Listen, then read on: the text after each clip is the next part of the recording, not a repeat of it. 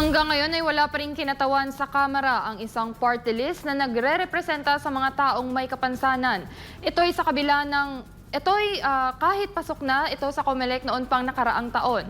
Dahil dyan, napilitan ang grupo na dumalog sa Korte Suprema para ihain ang kanilang petisyon laban kay House Speaker Martin Romualdez. Si Margot Gonzalez para sa balita. Hindi pa rin umano nanunumpa at nakaupo sa Kamara ang representante ng Komunidad ng Pamilya Pasyente at Persons with Disabilities o P3PWD Party List na si Maria Camille Ilagan. Matatanda na nagsumite ng bagong listahan ng mga nominee ang P3PWD sa Commission on Elections sa COMELEC kasunod ng kautusan ng Korte Suprema. Ito'y matapos itong tuluyang hindi pinahintulutan si Quezon na kumatawan sa partido sa pamamagitan ng substitusyon. Sa bagong listahan, first nominee si Ilagan at siya agad na naiproklama ng COMELEC noong Disyembre ng nakaraang taon. Pero base kay Quezon, hanggang ngayon ay hindi pa rin daw nakakapanumpa sa Kamara si Ilagan. Nagbigay ito ng daan para sa paghain nila ng petition for mandamus sa Korte Suprema laban kay House Speaker Martin Romualdez. Ang hinahabol ng kampo ay may sagawang oath-taking bago mag-recess ang Kamara ngayong linggo. Despite having taken her valid oath before a judge, the Speaker of the House has repeatedly refused to schedule and administer the ceremonial oath required under the House rules, thereby preventing Ms. Ilagan from formally assuming her legislative duties. This petition for mandamus, we urgently ask the Supreme Court to compel the Speaker to immediately schedule and administer Ms. Ilagan's oath.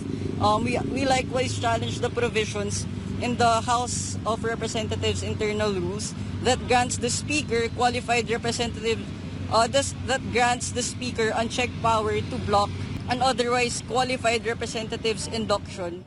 Ayon kay Quezon, pabalik-balik na si Ilagan sa House of Representatives at naisumite na rin nila ang lahat ng dokumento, kabilang na ang certification of proclamation ng COMELEC. Pero bigo pa rin sila makakuha ng sagot. Tagal na po niyang balik-balik doon sa House of Reps since December 9 hanggang December 18 na magkaharap na silang nakaupo siya, harap niya na ang speaker ay nag-adjourn na lamang pang Pasko na hindi po siya nabigyang pansin kami. Pinapanalangin po namin sa P3PWD na ang speaker ay magiging modelo naman po ng demokrasya. Kasi hindi naman pwede itong hinalal na ang P3 ng tao.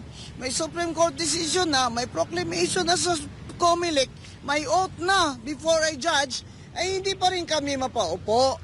Ang ibig po bang sabihin nun, ay pwedeng ma-veto pala ng speaker ang eleksyon, ang will ng voters. Kasi po, kung hindi pala niya kami oath, di para na rin kami hindi na naging walang silbi na po yung pagkapanalo namin. Hirit pa ni Quezon, mahiyat maawa naman ang Kamara sa mga naghihintay na benepisyaryo ng P3PWD. Anya, miling-milong mga persons with disabilities ang naghihintay ng kanilang mga programa. Iba pa rito ang mga senior citizen at mga cancer patient na gustong tulungan ng party list.